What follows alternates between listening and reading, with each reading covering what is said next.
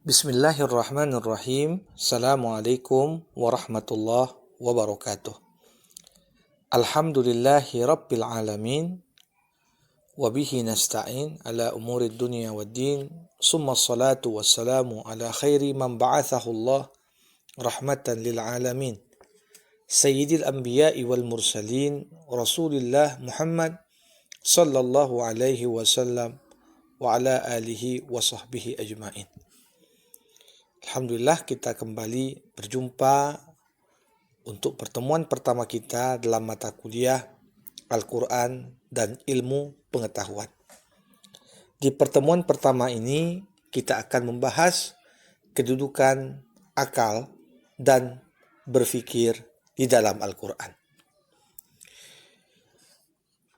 Akal yang terdiri dari 3 huruf, Ain, Qaf, dan Lam, disebutkan sebanyak 49 kali di dalam Al-Quran. Semuanya disebutkan dalam bentuk fi'il mudhari' kecuali hanya satu dalam bentuk fi'il madhi.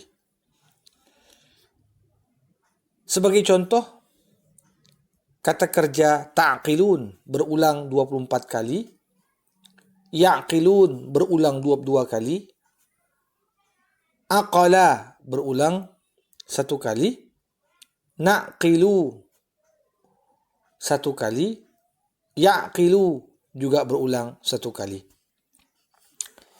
Nah, yang paling menarik adalah ketika kita memperhatikan Al-Quran, sebagian besar dari redaksi yang disebutkan bentuknya adalah pertanyaan yang bertujuan untuk pengingkaran. Afala ta'qilun?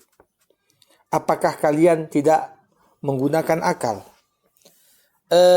Redaksi ini berulang sebanyak 13 kali dalam Al-Quran. Sebagai contoh bagaimana Allah Subhanahu wa Ta'ala ketika ingin menyeru Bani Israel dan memberikan peringatan kepada mereka. Allah berkata, "Ata'muruna an-nasa bil birri wa tansawna anfusakum wa antum tatlunal kitab afala ta'qilun?"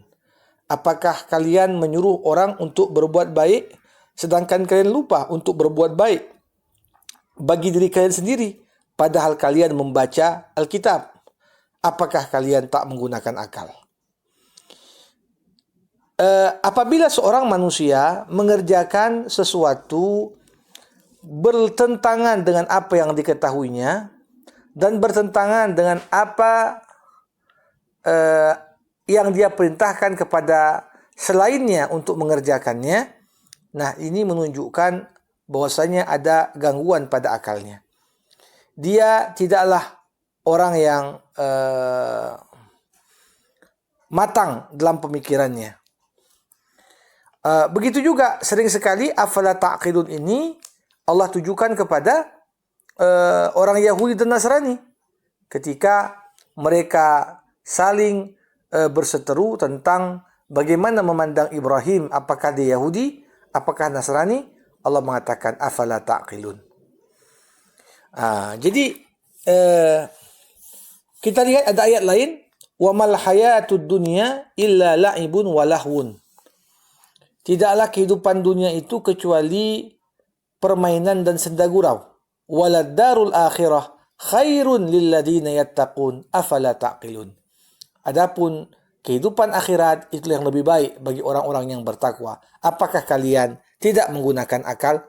Jadi di sini tegas Allah Subhanahu wa Ta'ala menganggap orang yang mendahulukan dunia daripada akhirat hingga dia abaikan kepentingan akhiratnya masuk dalam kelompok orang yang tidak berakal. Para hadirin, Allah juga mengatakan kepada orang-orang yang diturunkan kepadanya Al-Quran, tapi kemudian Quran ini diabaikan, tidak dikaji, tidak dipelajari, tidak dijadikan sebagai landasan dalam bergerak. Allah katakan, laqad anzalna ilaikum kitaban fihi zikrukum afala ta'qilun. Dan sungguh kami telah turunkan kepada kalian kitab suci Al-Quran. Di dalamnya terdapat kemuliaan bagi kalian. Apakah kalian tak paham? Tidak berakal? Artinya, orang yang menyanyiakan kedudukan Al-Quran dalam kehidupan masuk dalam kelompok orang-orang yang tidak berakal. Jadi, kalau kita melihat, terkadang kata-kata afala ta'qilun ini dalam Al-Quran juga disampaikan oleh para nabi ketika berdebat dengan para kaumnya. Misalnya, Allah Subhanahu wa taala berkata, mengabadikan apa yang disampaikan Nabi Ibrahim alaihissalam. Ya qaumi la as'alukum alaihi ajra in ajriya illa ala alladzi fatarani afala taqilun. Wahai kaumku, aku enggak mengharapkan imbalan dari kalian. Imbalanku hanyalah dari Allah yang menciptakanku. Apakah kalian tidak berakal? Jadi di sini banyak sekali pengulangan kalimat afala ta'qilun. Bahkan orang yang tidak berakal ini identik dengan orang yang mudah sekali terpedaya dengan tipu daya syaitan. Walaqad adalla minkum jibillan katsira afalam takunu ta'qilun. Sungguh setan telah menyesatkan banyak sekali orang dari golongan kalian. Apakah kalian tidak berakal, tidak mengambil iktibar dari orang-orang yang tergelincir oleh tipu muslihat syaitan? Kalimat ta'qil, ya, kata-kata ta'qilun di sini juga banyak sekali dikaitkan dengan pentingnya bagi kita untuk memikirkan tanda-tanda kebesaran Allah.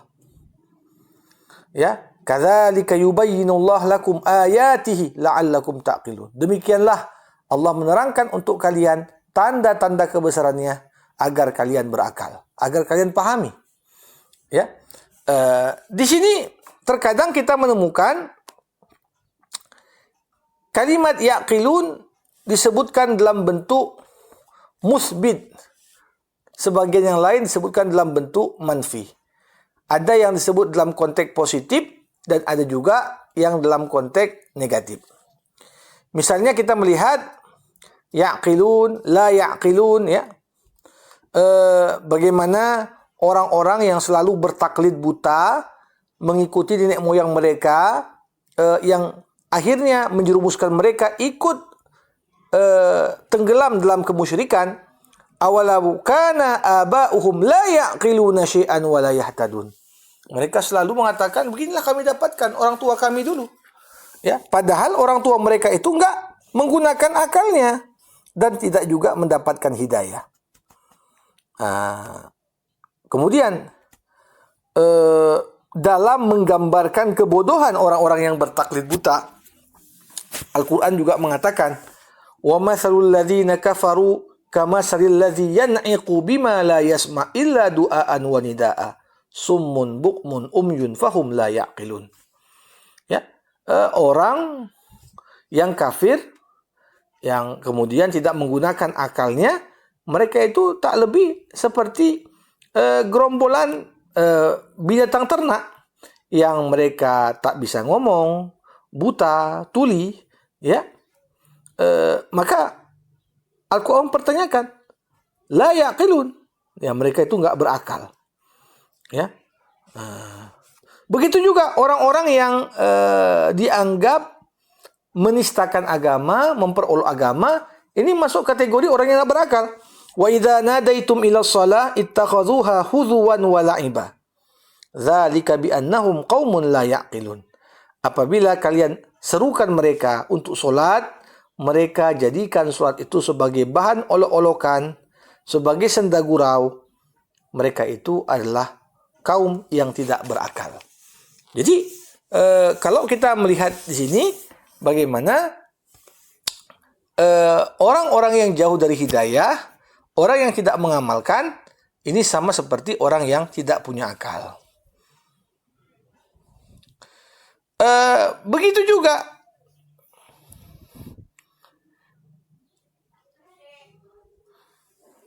kalau kita perhatikan bagaimana kata yaqilun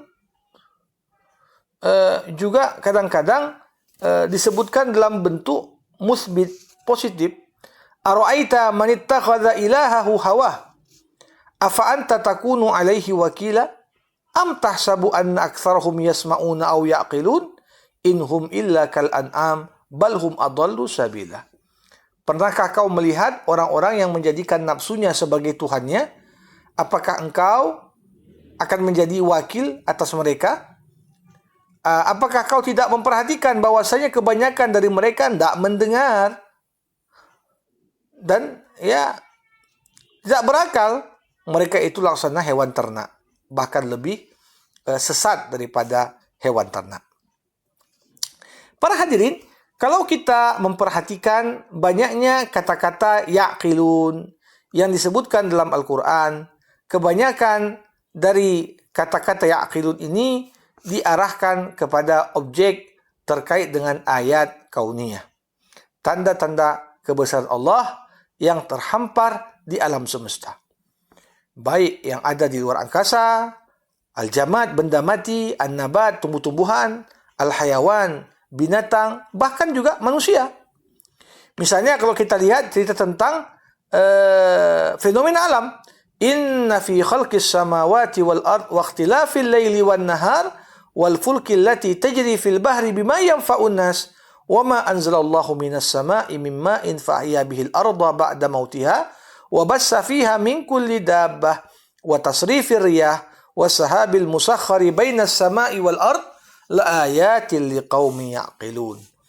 Sesungguhnya pada penciptaan langit dan bumi, pergantian siang dan malam, begitu juga bahtera yang berlayar di atas lautan, membawa kemanfaatan untuk manusia, dan apa yang Allah turunkan dari langit, dari air hujan, sehingga dengannya tanah-tanah yang gersang kembali hidup.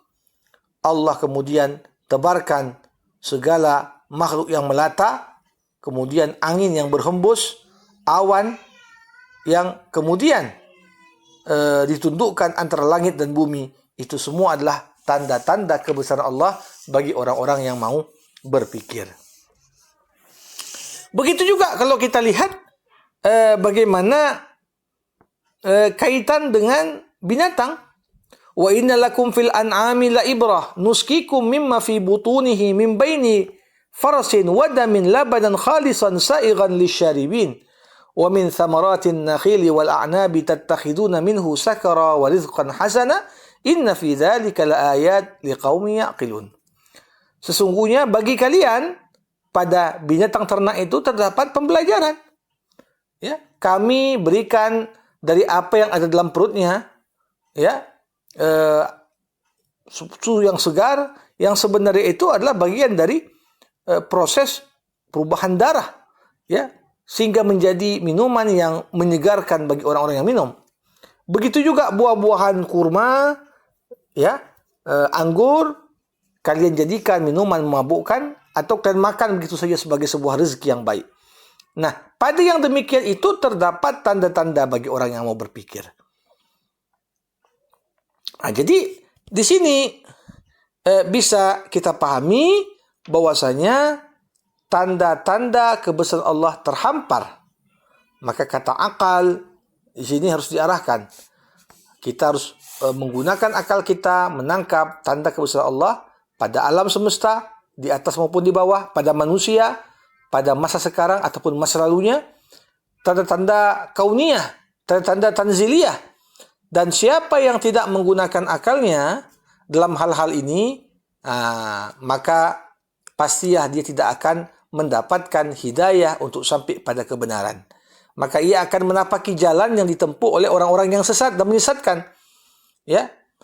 Sehingga penyesalan terbesar kebanyakan penduduk neraka nanti dikatakan di surah Al-Mulk, wa qalu law kunna nasma'u aw naqilu ma kunna fi ashabis sa'ir fa'tarafu bi dzambihim fasuhqan li ashabis sa'ir. Sekiranya kami dengar, sekiranya kami gunakan akal kami, maka kami tak akan masuk dalam neraka. Mereka mengakui kesalahan mereka, dan begitulah kehinaan bagi orang-orang yang dimasukkan ke dalam neraka. Jadi salah satu problem adalah ketika kita tidak menggunakan akal, maka ini menjadikan kita selangkah lebih dekat untuk masuk ke dalam neraka. Para hadirin, satu poin yang cukup menarik, Allah Subhanahu wa Ta'ala menyebutkan secara istimewa ada satu kelompok yang betul-betul menggunakan akalnya dengan sebaik-baiknya, yang kemudian Allah namakan mereka dengan kelompok ulul albab, dan di ayat yang lain disebut ulun nuha. Ya, ulul albab artinya kelompok orang-orang berpikir. Ulun nuha kelompok orang-orang yang menggunakan akal. Jadi kalau kita melihat ada beberapa ayat yang menunjukkan ulul albab dan ulun nuha ini. Ulul albab disebutkan dalam Al-Quran sebanyak 16 kali. Nah, 9 darinya di surah-surah Makkiyah dan 7 lainnya di surah Madaniyah.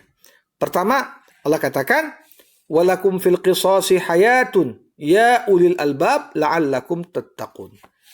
Bagi kalian pada hukuman kisos itu ada jaminan kehidupan, wahai mereka yang mau berpikir, agar kalian bertakwa. Jadi di sini yang mempertentangkan hukuman kisos dengan alasan hukuman itu tak logis, sebenarnya Quran mempertanyakan justru mereka yang menerimalah hukuman kisos yang dianggap orang-orang yang masuk kelompok ulul albab. Kemudian watazawwadu fa inna khairuz zadit taqwa wattaquni ya ulil albab. Dan berbekallah kalian, sesungguhnya sebaik-baiknya bekal adalah ketakwaan.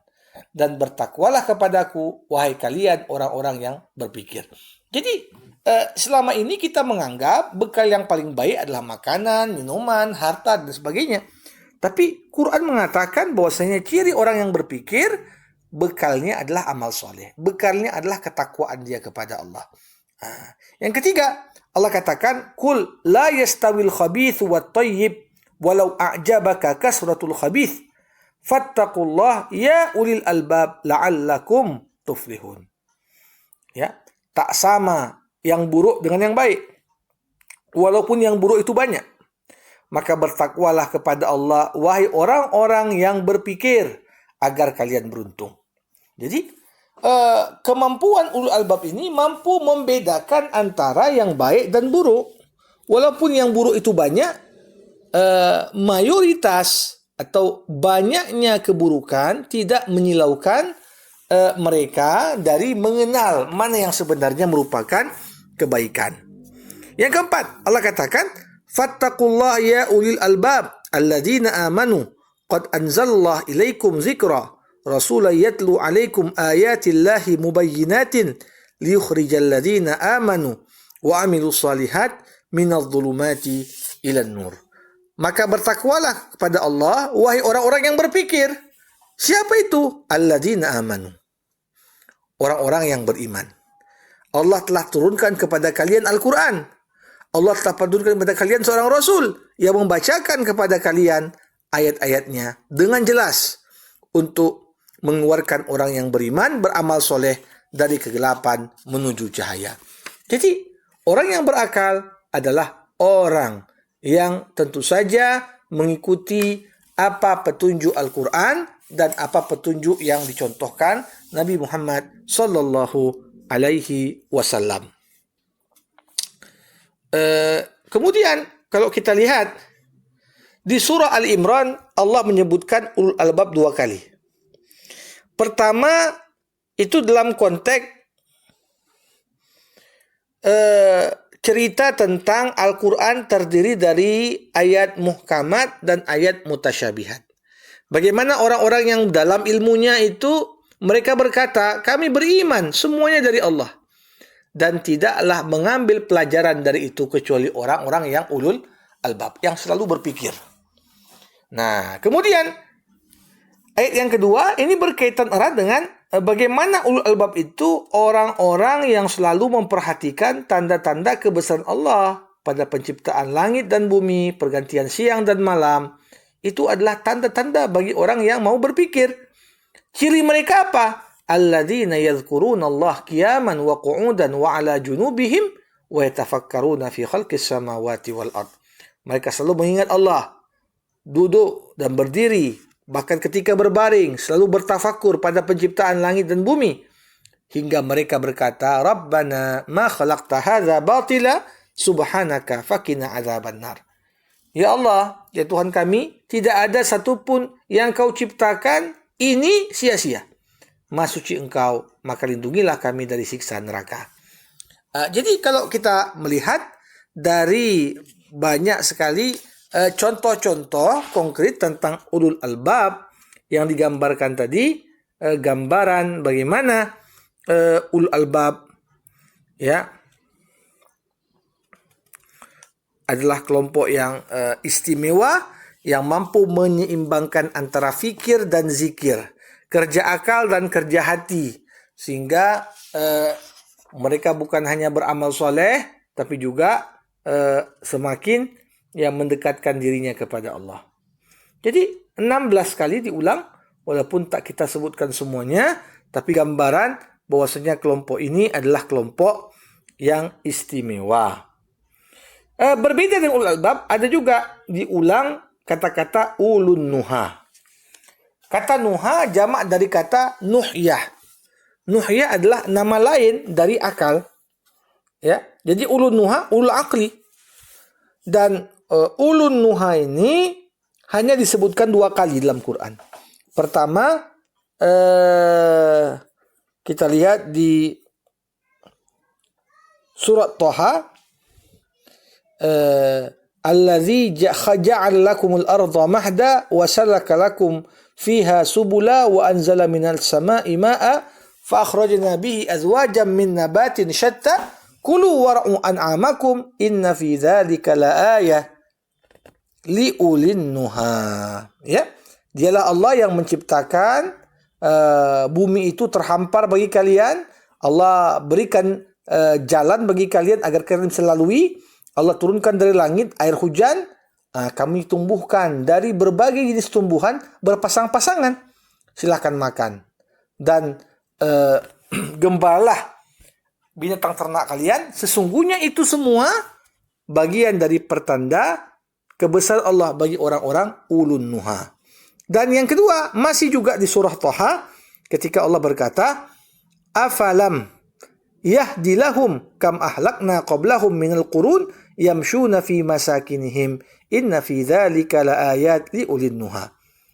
Apakah tidak mereka ketahui berapa banyak sebelum mereka umat-umat yang kami hancurkan di tempat-tempat tinggal mereka? Sesungguhnya pada yang demikian itu merupakan tanda kebesaran Allah bagi orang-orang yang mau berpikir. Jadi ada ulun nuha yang dalam konteks kaitan dengan memperhatikan tanda-tanda kebesaran Allah pada ayat kauniyah, dan termasuk juga memperhatikan tanda kebesaran Allah pada ayat-ayat tarikhiyah. Ya, bukti-bukti sejarah yang perlu untuk senantiasa diperhatikan agar kita menyadari betul bagaimana Allah Subhanahu wa taala jadikan peristiwa sejarah yang terjadi di masa lalu itu sebagai pembelajaran bagi kita di masa sekarang dan yang akan datang. Satu hal yang menarik, terkadang kata akal di dalam Al-Quran disebutkan Allah dengan menggunakan kata fuad. Jadi kalau kita melihat bagaimana sarana untuk mendapatkan ilmu itu ada 3. Pertama, mendengar. Kedua, melihat. Yang ketiga, fuad, berpikir. Allah katakan di surah Al-Isra, وَلَا تَقْفُ مَا لَيْسَ لَكَ بِهِ عِلْمٌ إِنَّ السَّمْعَ وَالْبَصَرَ وَالْفُؤَادَ كُلٌّ أُولَئِكَ كَانَ عَنْهُ مَسْئُولًا. Janganlah engkau membahas tentang hal-hal yang kau tak punya ilmu tentangnya. Sesungguhnya pendengaran, penglihatan, dan akal semuanya akan dimintai pertanggungjawaban nanti di akhirat kelak. Begitu juga kalau kita lihat di surah An-Nahl ketika Allah menceritakan bagaimana proses manusia belajar. Wallahu akhrajakum min butuni ummahatikum la ta'lamuna syai'a. Wa ja'alakumus sam'a wal absara wal af'idata la'allakum tashkurun. Allah keluarkan kalian dari rahim ibu-ibu kalian dalam kondisi tak tahu apa-apa. Kemudian Allah jadikan bagi kalian pendengaran, penglihatan, dan akal supaya kalian dapat bersyukur. Jadi manusia itu menurut ayat ini bersyukur berdasarkan ilmu yang dia dapat dari apa yang dia dengar, apa yang dia lihat, dan apa yang dia pikirkan dan dia cerna. Jadi begitu juga. Bahkan kadang-kadang kata qalbu yang artinya hati digunakan Allah dalam beberapa ayat untuk menunjukkan makna akal. Lahum qulubun la yafqahuna biha.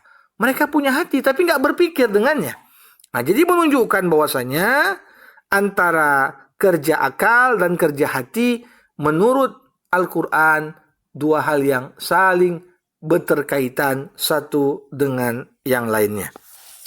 Para hadirin, selain kata akal, di antara kalimat Al-Quran yang penting sekali juga untuk dikaji adalah kalimat fikir.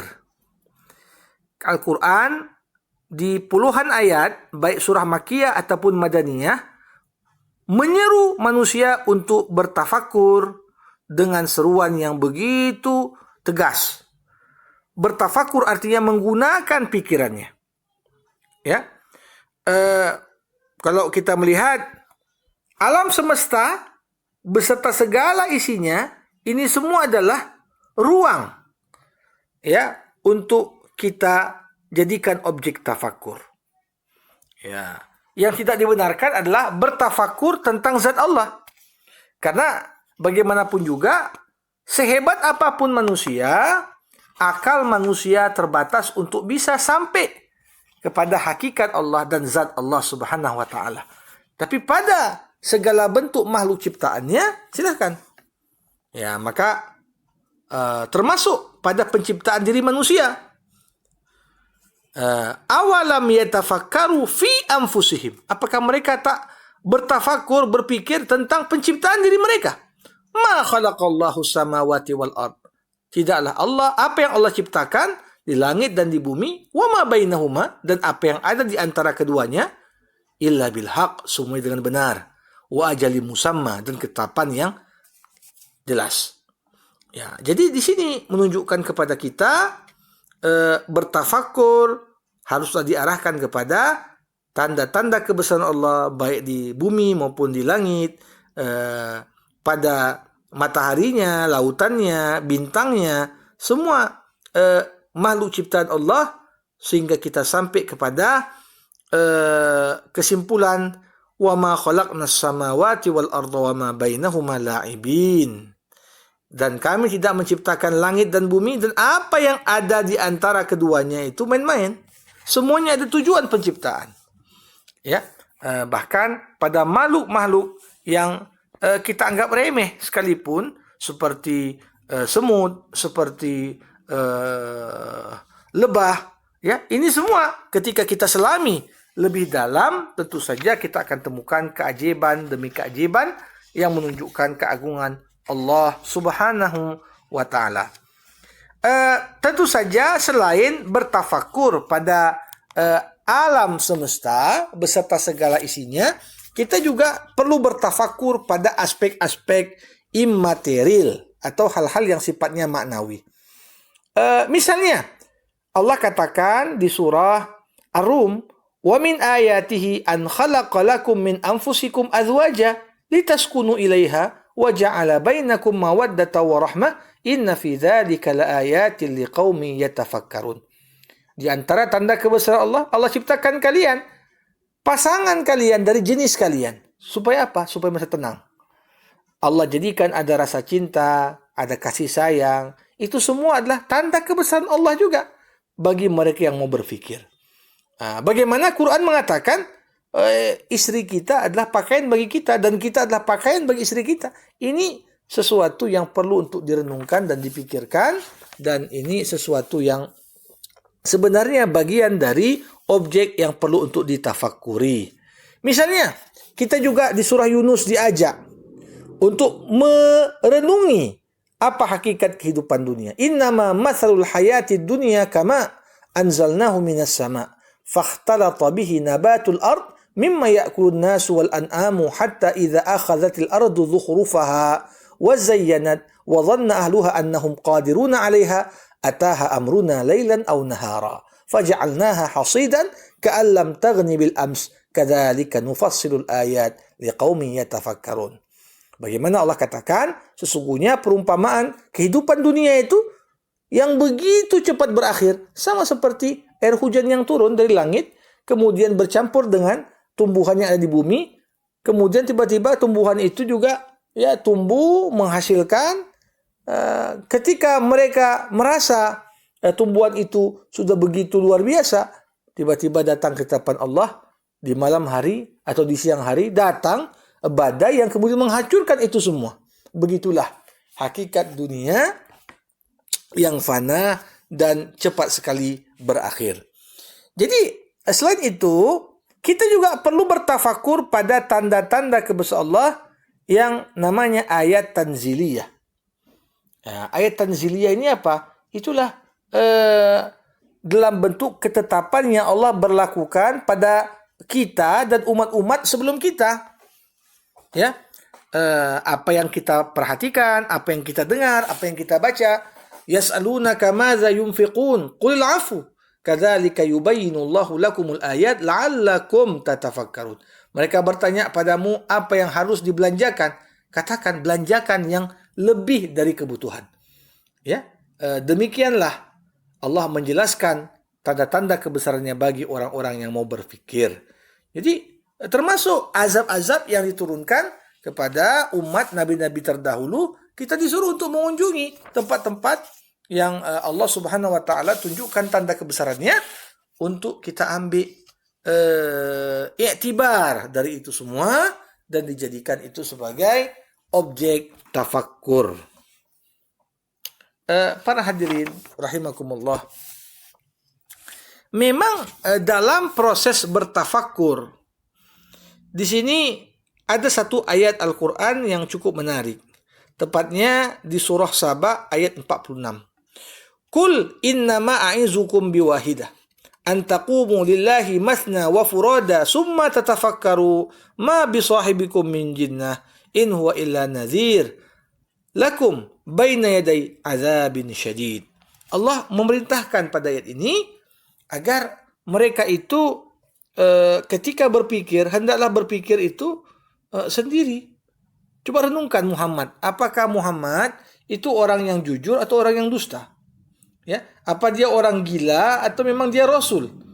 Nah, di sini perlu seorang ketika berpikir mencoba meminimalisir pengaruh dari bagaimana efek opini publik dalam proses pemikirannya. Jangan sampai opini publik yang sudah terekam itu kemudian menjadi sebuah penghalang bagi dirinya untuk tidak dapat berpikir secara baik. Ya, jadi banyak orang salah berpikir. Kenapa? Karena pikirannya sudah terkekang oleh opini publik yang sudah begitu menguasai atmosfer dan lingkungan pikir sehat yang ada. Para hadirin, kemudian kalau kita melihat Ustadz Abbas Mahmud Al-Aqad pernah mengarang sebuah buku At-Tafkir Faridatun Islamiyah. Ya, berfikir itu adalah sebuah kewajiban dalam Islam. Nah, judul buku ini sangat tepat sekali. Karena memang sebagaimana Allah memerintahkan kita solat, zakat, Allah juga perintahkan kita bertafakur, berfikir pada tanda-tanda kebesaran Allah yang begitu banyak. Ya, maka ada ungkapan dari salaf, tafakkuru lailah khairum min ihyaiha. Bertafakur satu malam lebih baik daripada menghidupkan malam itu dengan solat. Ya, tafakkur sa'ah khairum min ibadati sanah. Sebagian yang mengatakan bertafakur 1 jam yang mampu meningkatkan keimanan, menyadarkan tentang hakikat hidup, Itu jauh lebih baik daripada beribadah selama setahun. Nah, jadi ini menunjukkan kepada kita bahwasanya tafakur ini salah satu poin yang cukup penting. Nah, dalam ruang apa kita perlu untuk berfikir? Tentu saja sebenarnya Imam Ghazali mengatakan ruang berfikir itu sangat luas. Semua yang ada dari makhluk ya terbagi menjadi kelompok pertama, ma la yu'raf asluha fala yumkinuna tafakkur fiha. Apa yang tidak diketahui asalnya, maka kita nggak mungkin bertafakur tentangnya. Ya, berapa banyak hal-hal yang ada sebenarnya, tapi kita nggak tahu hakikatnya. Sehingga kita nggak memungkinkan untuk bertafakur di situ. Wa yakhluqu ma la ta'lamun, kata Allah. Allah ciptakan apa yang kalian tak tahu. Nah, tapi ada juga kelompok kedua, ma yu'raf asluha wa jumlatuha wa la yu'raf tafsiluha. Apa yang diketahui asalnya, jumlahnya, tapi tidak kita ketahui detailnya. Disinilah kita perlu untuk bertafakur tentang detailnya. Ya, nah ketika kita memperhatikan detail dari banyak makhluk Allah Subhanahu wa taala. Contoh saja manusia. Manusia diciptakan dari air mani. Ya, kalau manusia kemudian mencoba bertafakur dari bagaimana proses nutfah, alaqah, mudghah sampai akhirnya menjadi manusia, maka ini merupakan satu proses yang cukup panjang yang bisa melahirkan keyakinan dan keimanan yang cukup kuat. Sufyan ibnu Uyainah pernah berkata, "Idzal mar'u kanat lahu fikrah, fa fi kulli syai'in lahu ibrah." Apabila seseorang itu memiliki pemikiran, maka pada segala sesuatu terhadap pembelajaran dalamnya. Jadi di sini penting sekali orang-orang yang sombong, Allah akan palingkan dia dari memahami kebenaran. Dengan cara apa? Dengan memalingkannya dari bertafakkur tentangnya. Jadi ini gambaran bagi kita, orang yang sombong adalah orang yang tak mau ya menggunakan akalnya untuk semakin mengenal Allah Subhanahu wa taala. Padahal itu merupakan salah satu hal yang sangat utama dalam kehidupan. Ya, jadi selain dari kata-kata tafakur, ta'akul, kita temukan juga kata-kata tazakkur. Ya, tazakkur artinya mengingat. Ada lagi kata tabassur, ada lagi kata nazar, ada lagi kata tawassum.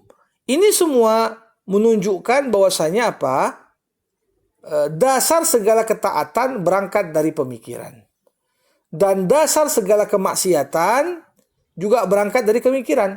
Maka setan selalu mencoba untuk merusak pemikiran seseorang. Ketika pemikiran kita, akal kita selalu diwarnai dan diberikan cahaya oleh cahaya tuntunan Al-Quran yang benar, maka saat itu jugalah kalau kita perhatikan bagaimana akal ini akan senantiasa tertuntun untuk sampai kepada hakikat yang nyata. Para pemirsa sekalian, kemudian kalau kita perhatikan banyak juga dalam Al-Quran itu gambaran tentang perintah untuk bertazakur. Ya. Biasanya orang itu tidak mau mengingat ketika dia tertimpa penyakit yang namanya ghaflah. Ya, penyakit ghaflah dan lupa. Ghaflah artinya lalai, nisyan artinya lupa. Ya, kadang-kadang kelalaian inilah yang menutupi kebenaran, sehingga kemudian orang itu tidak lagi tertuntun untuk memperhatikan yang benar. Maka kalau kita melihat banyak orang-orang dari pemikir barat yang objektif, mereka itu mengakui bahwasanya Al-Quran itu sangat menghargai akal sehat. Al-Quran senantiasa mengedepankan dalil-dalil dan argumentasi yang sejalan dengan akal yang sehat. Dan ini menunjukkan kepada kita siapapun yang berpikir sehat, dia akan merasa senang ketika berinteraksi dengan Al-Quran. Karena Al-Quran senantiasa menunjukkan apa yang seharusnya dia lakukan dalam kehidupan. Ya, Quran menunjukkan bagaimana metodologi berpikir yang benar, bagaimana menggunakan akal sehat. Dan inilah yang akan kita bahas dengan lebih panjang nanti di pertemuan-pertemuan yang akan datang dalam mata kuliah kita Al-Quran dan ilmu pengetahuan. Mudah-mudahan kita dapat melanjutkan di pertemuan berikutnya. Terima kasih dan sekian. Wassalamualaikum warahmatullahi wabarakatuh.